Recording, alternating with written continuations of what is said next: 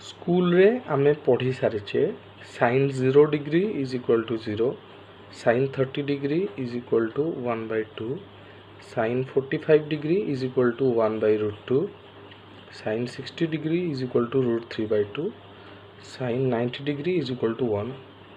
आमे 180 डिग्री जाए पढ़ी थिले। पूर्व वीडियो रे आमे ऑलरेडी पढ़ी सारिचे कि 180 degree is equal to pi radian. वर्तमान एठी जो वैल्यू गुड़िक आमे डिग्री रे लिखिचे ताकू रेडियन रे परिणत करिवा।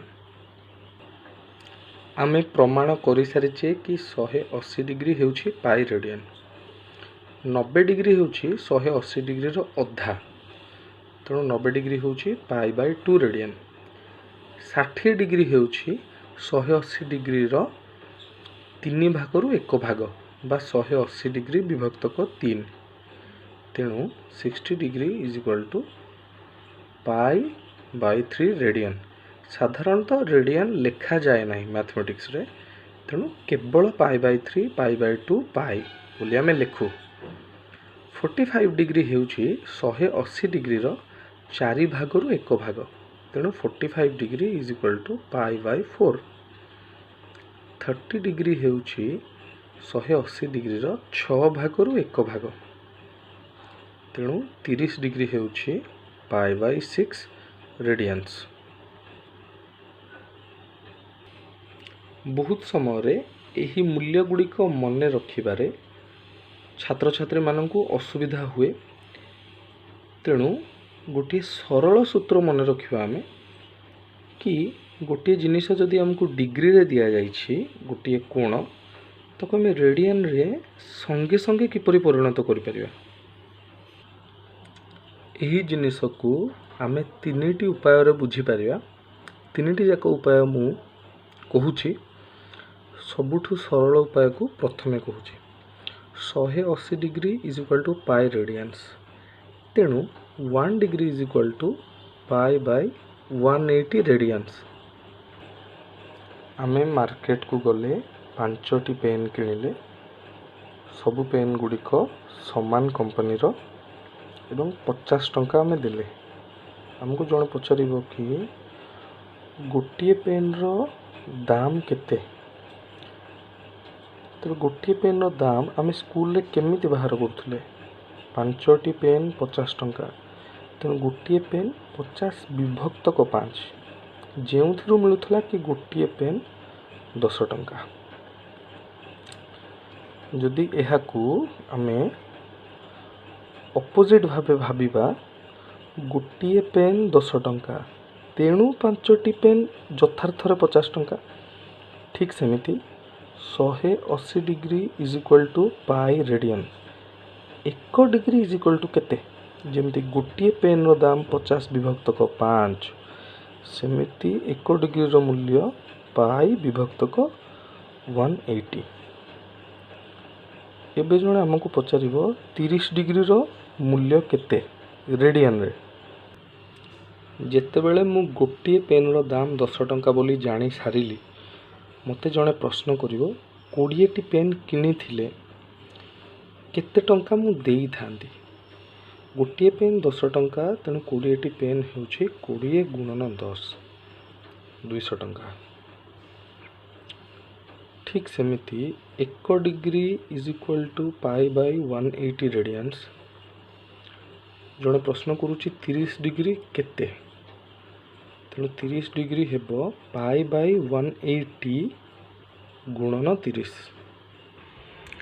तेणु जेहेतु 1 degree is equal to pi radian, 30 degree is equal to pi into 30। कारण जेतेबेले 20टी पेन रो दाम हमको पचारा जाइथिला, आमे गोटिए पेन रो दाम 10 टंका रे 20 को गुणन करथिले बा मल्टीप्लाई करथिले, जेउथरा आमे 200 टंका पाइथिले। किछि जनकर संदेह थाई पारे कि गुणन काहेकि करा जाए। 20टी पेन रो दाम जानिबा पई 20 गुणन 10 काहेकि करा गला।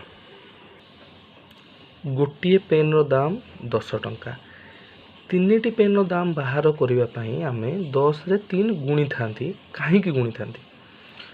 ମନେକର ମୁଁ ଦୋକାନୀ ପାଖକୁ ଗଲି, ଗୋଟିଏ ପେନ୍ କିଣିଲି, 10 ଟଙ୍କା ଦେଲି। ସେହି ପେନ୍ଟି ପୁଣି ଆଉ ଥରେ କିଣିଲି, ଆଉ 10 ଟଙ୍କା ଦେବି। ସମାନ ପେନ୍ଟି ପୁଣି ଆଉ ଥରେ କିଣିଲି, ଆଉ 10 ଟଙ୍କା ଦେବି। ତେବେ ମୁଁ ଦୋକାନୀକୁ କେତେ ଥର 10 ଟଙ୍କା ଦେଲି? 3 ଥର। 3 ଥର 10 ଟଙ୍କା ଦେବା ପରେ ମୋତେ କେତେ ଟଙ୍କା ମିଳିଲା? 30 ଟଙ୍କା ମିଳିଲା। ତେଣୁ 10କୁ 3 ଥର ମିଶାଇବା ଯାହା, 10ରେ 3 ଗୁଣିବା ତାହା। 20ଟି ପେନ୍ର ମୂଲ୍ୟ 200 ଟଙ୍କା ବୋଲି ଆମେ 10ରେ 20 ଗୁଣନ କଲେ।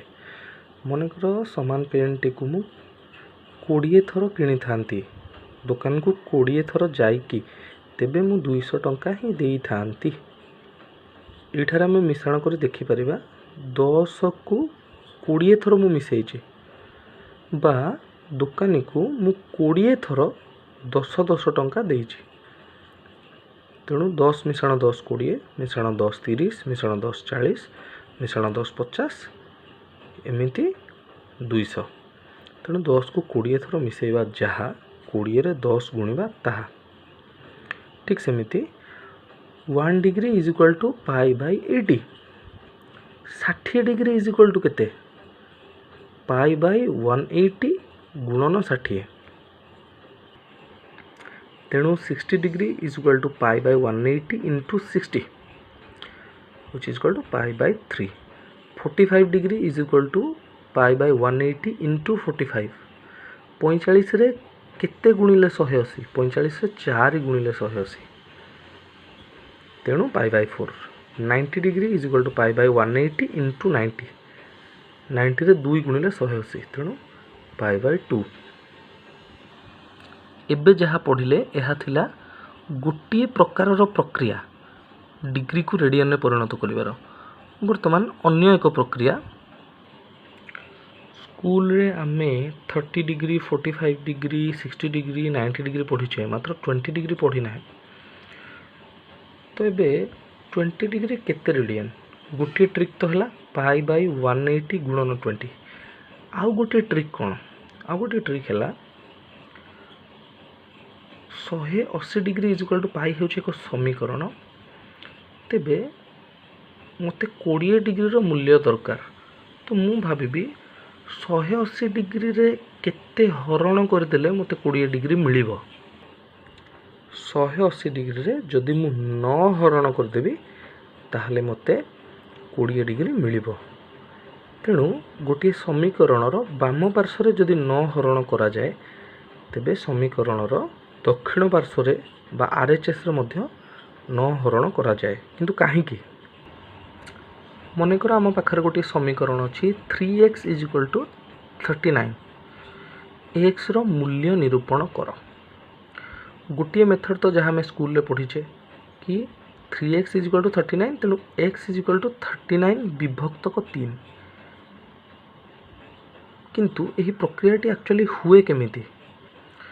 ନା ଗୋଟିଏ ସମୀକରଣର ଯଦି ମୁଁ ବାମ ପାର୍ଶ୍ୱରେ କିଛି ବି ହରଣ କରିବି, ଦକ୍ଷିଣ ପାର୍ଶ୍ୱରେ ବି ତାହା ହିଁ ହରଣ କରିବାକୁ ପଡ଼ିବ। ତେଣୁ 3x ଇଜ୍ ଇକ୍ୱାଲ୍ ଟୁ 39 ମୁଁ ସମୀକରଣର ବାମ ପାର୍ଶ୍ୱରେ 3 ବିଭକ୍ତ କଲି, ଦକ୍ଷିଣ ପାର୍ଶ୍ୱରେ ମଧ୍ୟ 3 ବିଭକ୍ତ କଲି। ତେଣୁ 3 ବିଭକ୍ତକ 3 1 ହୋଇଗଲା। ତେଣୁ ବାମ ପାର୍ଶ୍ୱରେ x ଏବଂ ଦକ୍ଷିଣ ପାର୍ଶ୍ୱରେ 39 ବିଭକ୍ତକ 3 13 ହୋଇଗଲା। ତେଣୁ x ଇଜ୍ ଇକ୍ୱାଲ୍ ଟୁ 13 ପାଇବା ପାଇଁ ଆମେ ସମୀକରଣର ବାମ ପାର୍ଶ୍ୱରେ ଯାହା ବିଭକ୍ତକ କଲେ, ଦକ୍ଷିଣ ପାର୍ଶ୍ୱରେ ମଧ୍ୟ ତାହା କଲେ। ଜଣଙ୍କ ମନରେ ପ୍ରଶ୍ନ ଆସିପାରେ, ଉଭୟ ପାଖରେ କାହିଁକି ସମାନ କରାଯାଏ? ଉଭୟ ପାଖରେ ଯଦି ସମାନ କ୍ରିୟା ନ କରାଯିବ, ମୁଁ ସମାନ ଚିହ୍ନ ଦେଇପାରିବି ନାହିଁ। ବର୍ତ୍ତମାନ ମୁଁ ଏଠାରେ ଲେଖିଛି 6 ଇଜ୍ ଇକ୍ୱାଲ୍ ଟୁ 18 ବିଭକ୍ତକ 3। 18ରେ 3 ହରିଲେ ମଧ୍ୟ 6, ତେଣୁ ମୁଁ ଏଠାରେ ସମାନ ଚିହ୍ନ ଦେଇପାରିବି। ମନେକର ମୁଁ ଲେଖିଥାନ୍ତି 6 ସମାନ 10 ବିଭକ୍ତକ 2, ତ ଏଠାରେ ସମାନ ଚିହ୍ନ ଦେବା ହିଁ ଭୁଲ। କ'ଣ ପାଇଁ? 10 ବିଭକ୍ତକ 2 ହେଉଛି 5। 6 ଏବଂ 5 କେବେ ସମାନ ନୁହଁ। କିନ୍ତୁ ଏହି ସମୀକରଣକୁ ମୁଁ ଲେଖିପାରିବି 6 not is equal to 10/2 not is equal to कले यही समीकरण सठिक किंतु इज इक्वल टू कले सठिक नुह। बर्तमान उपर समीकरण को आउ थोड़े देखा 6 इज इक्वल टू 18 विभक्तक 3 समीकरणर उभय पार्श्व 4 गुणन करा जाऊ। बर्तमान आम समीकरणर उभय पार्श्व 4 गुणन करेचे तेणु बाम पार्श्व बा एलएचएस रे कौन पाइछे आम 6 गुणन 4 24 दक्षिण पार्श्व आम कौन पाइछे 18 गुणन 4 72 एवं विभक्तक 3 24 कौन 72 विभक्तक 3 नुह कि तेणु ये आम प्रमाण पाइले एलएचएस रे आम जहाँ गुणन करती आरएचएस यदि ताहा गुणन करवा तेबे ही आम समान चिन्ह दे पारिबा। मन कर मु एलएचएस रे 5 गुणन करि थांती आरएचएस रे किछि गुणन करि न थांती तेबे केते पाई थांती एलएचएस रे पाई थांती 6 गुणन 5 30 आरएचएस रे किछि गुणन न करिथिले आरएचएस 18/3 ही थांता जार मूल्य 6 30 कौन 6 संगे समान कि तेणु जदि मु गोटे समीकरण बाम पार्श्व जहाँ गुणन करी दक्षिण पार्श्व ताहा गुणन करी तेबे ही मु समान चिन्ह दे पारिबी नहले दुईटी जिनिस असमान एवं दुईटी असमान जिनिस मध्य आम समान चिन्ह दे पारिबा नाही।